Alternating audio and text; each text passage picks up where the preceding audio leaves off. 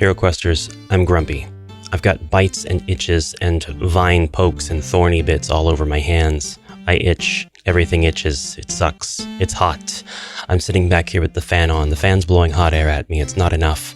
Everything's fine. I'm just undergoing a whole bunch of grr right now. But the masses continue to ask, will it HeroQuest? Will it HeroQuest? Will it HeroQuest? Say the line! Ash! It will HeroQuest. Yeah! Will the vines in my backyard HeroQuest? I don't think so. It's time for me to stop procrastinating. I've got stuff I got to do. I've got questions I've got to answer. And so we answer them today. Will Arcane... Hold on. Sorry. Will Arcane... Oh, God. That side of the box is uglier. Will Arcane Legions, the collectible mass action miniatures game, HeroQuest? For anybody who missed it, the unboxing and overview of the Arcane Legions, the collectible mass action miniatures game has its own video right here on the channel. This contains over 120 figures and is a 2-player starter set to get into the world of mass action miniature games. Now, it looks like a lot of fun, but unscrewing and assembling 120 miniatures, I'm not sure is my idea of a Saturday morning. It's Sunday. It's Sunday morning. But I probably wouldn't. It's not Sunday when you're watching this, though. You never mind any of that. Honestly, if you didn't see that video, you should go watch it. This is really cool stuff. But will it HeroQuest? This is a heck of a first episode to this series, but we are going to attempt to rank and rate and score every game in it based on its ability to add to or be absorbed by HeroQuest by the following criteria in no particular order: the board, the miniatures, the cards, the tiles, the dice. When these 5 powers combine, you get Captain Ash. All right, so there's a lot in the box. It's pretty much filled to the brim, except for the lower half of this plastic cellophane tower. We have a lot of movement trays. That's what we have here. We have a ton of movement trays because your movement trays are going to dictate how many units you are moving at a time. I don't have a lot of units de-sprued. The game comes with these lovely cards that you can actually place right on your movement trays. And then the placement of your units on the unit tray are nice and pre-configured for you. You've got different stats that you can apply attributes to each one depending on where they are on the tray. There is an overall statistic that is applied to the unit, and you've got these smaller unit tray overlays that you can place on the smaller trays as well. Now, I'm kind of thinking that if I was a major wargamer, I would live for details like this because this is very strategic, very decisive. It's very cool, in my opinion. But we're going to run into the problem first that these miniatures are pretty much, they're not exactly 1/72nd scale, but they are definitely not the 1/32nd scale of the HeroQuest contemporary minis. I don't know why I said 1/32nd. These minis are 32 millimeter, not 1/32nd scale. Forgive the gaffe. But these are very close to the 1/72nd scale minis that I have acquired in mass. They're close. They're a bit bigger though. They're maybe 20 millimeter instead of 15. Somebody's gonna actually me on that. I just know it. It's fine. You can do that. In a game where movement of your entire unit needs to be pretty precise for you to play with any legitimacy, this game comes with some measuring tools that you can use to make sure that you are doing things like moving along a right turn correctly. We've also got some objective papers that will kind of mark out spots on the map, whatever you choose the map to be, whether that's your kitchen table or the HeroQuest board. Right off the bat, the scale of the miniatures is off, so that's not going to HeroQuest very well unless we were looking at something inhuman that we could pass off as just being a smaller monster in the HeroQuest world. But we also have these pegs. The pegs stick out from the bottoms of the miniatures, as they should, so that they can go into their miniature trays, but that does mean that they cannot stand on the board. So it would almost be a 0 out of 5 because we really can't use the miniatures, and the miniatures is pretty much 90% of what Legions is all about. But we do have these lovely dice. These are like 5 millimeter dice, I think. And when they come in 3 colors, red, white, blue, they're very American dice, or perhaps very any of the other countries that uses the configuration of colors. But in order to truly get a Will It HeroQuest experience out of Legion, we're going to have to think outside the box. We're going to have to convert HeroQuest to a war game. But Ash, HeroQuest is not a war game. HeroQuest is a beloved dungeon crawler. Not even a TTRPG. I got you, fam. HeroQuest by default is not a wargame. However, if you're trying to use the assets of a wargame for a dungeon crawler, it's time to start thinking about what the heroes do in between dungeon crawls. That's right, we're gonna have to turn HeroQuest into a wargame. But Ash, isn't that more answering the question of will HeroQuest Arcane Legions other than will Arcane Legions? You ask too many questions. Okay, so what we have here is the Maladum backdrop. I like to use it because it's pretty nondescript. It's got a grid, but you can pretty much pretend it's a wargame background if you'd like. And we can utilize this grid. It's not going to be like perfect placement with the Arcane Legions rule set or anything, but I mean, it can be close enough. We're going to have half-arse some of this stuff just so it's clear that we're not doing things in any exacting manner. We're not following any established convention whatsoever. We are making things up on the fly here. So you can still utilize the tray placement overlays. I forget what the official name of these things are. They do have the point value of the specific army that you're trying to build once you've filled everything in. And maybe these are just like really friendly suggestions at the end of the day. You can homebrew your own placements and all of that. It would be very, very easy to do. But ultimately, we want to take enemies that will represent the dread forces in HeroQuest. In this case, we can say a mummy and a dread warrior, and that's going to be our opposing unit. And obviously, this could be a much, much bigger unit. As a HeroQuest player, it is your right and privilege to fill every single one of these pegs with an enemy, but I'm not going to desprue my guys just to do that today. We now have our heroes, and I can go ahead and just make it a single hero. I'll make it two. I'll make it two heroes. Our heroes, which are also placed on a tray, and you could definitely, absolutely utilize the tray overlays to provide your unit with bonuses and provide the enemy unit with bonuses. The problem with doing any of this is that because it's all completely out of the territory of the base rules, you're going to have to make up your own rules, which means you're going to have to develop your own game.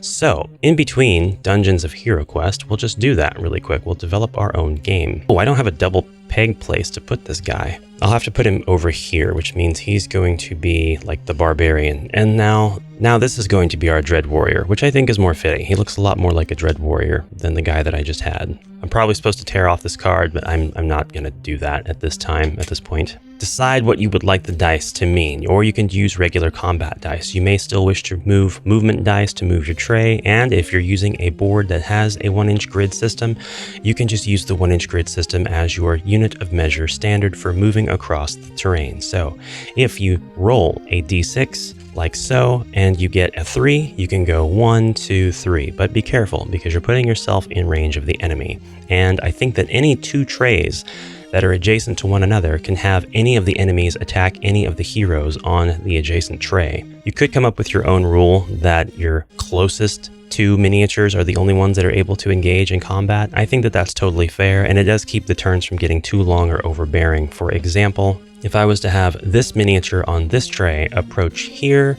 and this miniature on this tray approach here, well, this miniature and this miniature are not really going to be able to gang up on a single miniature on this tray if we're using the closest figure rule. So this tray enemy is going to be able to attack this hero because it's technically a little bit closer, and then this tray is going to be able to attack this miniature because it's closest. I mean, it's gonna introduce some confusion depending on how the trays are oriented too, but I think if you're going to do something like this, you need to simplify it as much as possible. So when you approach a tray, that tray is your target. It's the target itself being closest to the edge, just closest to the border of the tray, that will legitimize whether or not you can attack it. Okay, and with that said, we just have a round that plays out now where your heroes start out in one place and you could decide to split your heroes up across 2 or more trays.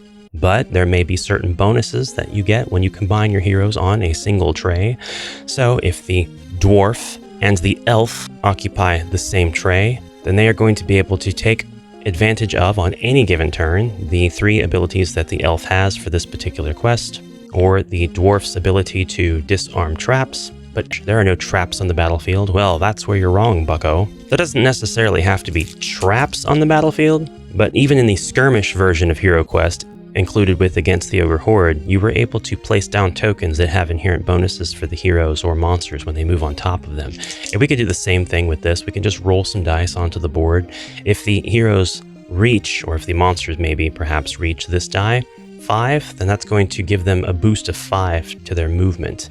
And we can call this the Rushing River bonus, or Downwind bonus, or something. The Clear Path, the Hidden Passage bonus. Point is, the units are able to move without a whole lot of resistance, and it'll move the game along faster as well. Now, the first unit to approach this die and grab it, obviously that's a shield, so they're going to be able to roll an extra die in defense if they get attacked. Or perhaps if they are simply adjacent to this die, it doesn't come off the board, but it provides them with extra defense. And because they're the ones who got to it first, they take advantage of it. We'll just say that that belongs to them. And if the monster now gets adjacent to it, they don't get that same bonus. So you have to configure where you're going to go and where you're going to stay put accordingly.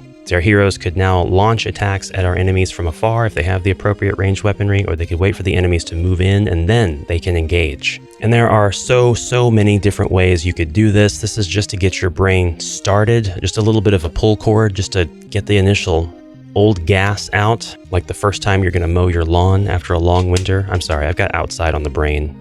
Ash has touched too much grass. There's a deficit of grass touching that needs to occur now. Let's roll again, and we have a black shield. Only the enemies are going to be able to take advantage of this, so the heroes just need to steer clear of it. But if they get to the 5, then they're able to launch themselves 5 more spaces in addition to whatever they rolled to get close to the enemy. And I would probably keep the move and attack actions together. I think there's no reason to separate them if you're going to be doing a war game scenario based on HeroQuest. And obviously, since I haven't desprued so many of the figures, we have this very small amount of battling going on, but you could just as easily take more miniatures and put them on trays, and you could definitely have multiple units of enemies, and the hero units could definitely be optional. Like, are you going to have one tray of hero units? Are you going to go ahead and allow them to split up into multiples? Or are you going to allow your heroes to bring their mercenaries and thus really amp up the amount of trays and the configurations that you can bring into a skirmish like this, a total war scenario?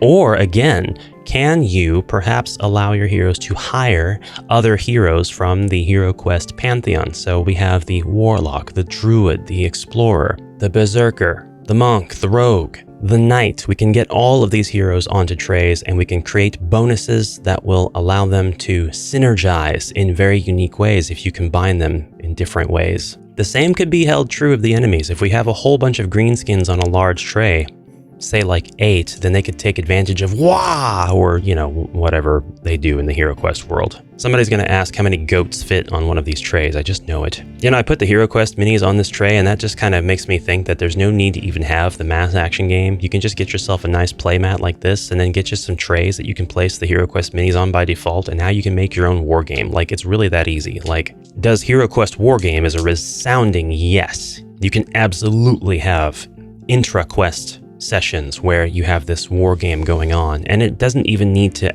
always be the champions of the quest. We can have a separate chapter going on concurrently, a plot B, if you will, where the Empire's forces are marching against the dread denizens near their homes. And if the Empire's forces lose in battle, well, there goes your chance to buy stuff at the merchant. There's not going to be a merchant anymore in between quests, at least for those quests. Or perhaps the merchant now has to charge higher prices because the supply is lower, because trade routes have been compromised by the enemy. Or perhaps if the heroes are able to win with the Empire configuration in these pitched battles that you can set up, because I would make them pitched. I would make them pitched battles where they're like preset. I wouldn't necessarily just roll up randoms, because there's nothing wrong with that. You can do that too. You can roll up randoms. That's fine.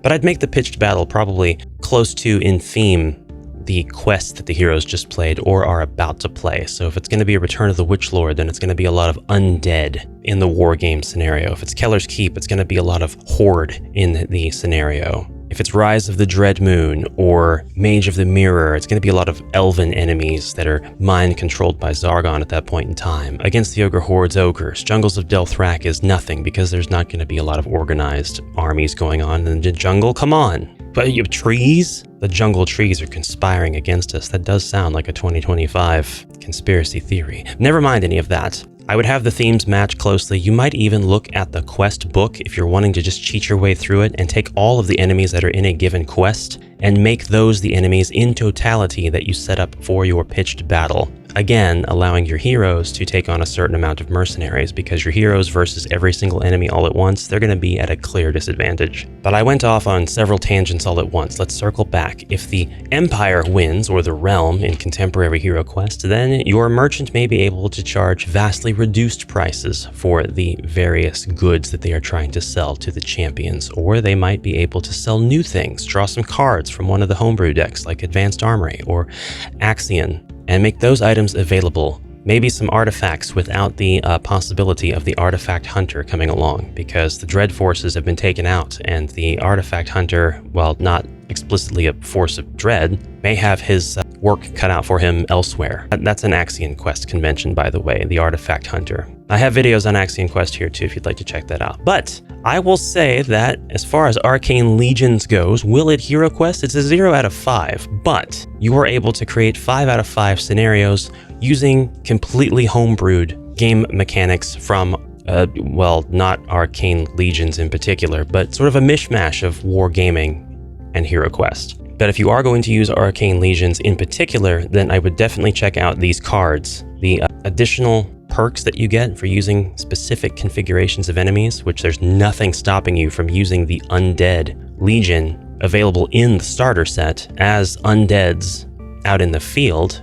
Just mark which ones you'd like to have the stats of mummies, skeletons, or zombies. And then the very Romanesque Legion on the other side can definitely constitute your empire, or at least, the faction of the empire that is more Romanesque. And you can hand wave the rest, like none of the other themes there matter whatsoever. It's undead versus empire. It's a timeless battle. And you can definitely use the attribute changers on the cards, such as aggressive. If this unit ends a movement order adjacent to an enemy unit, this unit gets 1 extra attack die during its next close combat order this turn. So if you happen to move and then attack with this unit, they're going to be able to use an extra combat die, and there's nothing stopping you from using the HeroQuest dice instead of a bunch of D6s. Resentful, this unit gets 2 extra attack dice against human units. Now the attack dice are starting to pile up. Don't like that. Regeneration, at the beginning of your turn, this unit returns 1 downed figure to its starting position. That could be very interesting also. If you play with few enough figures, that could be a really fun scenario.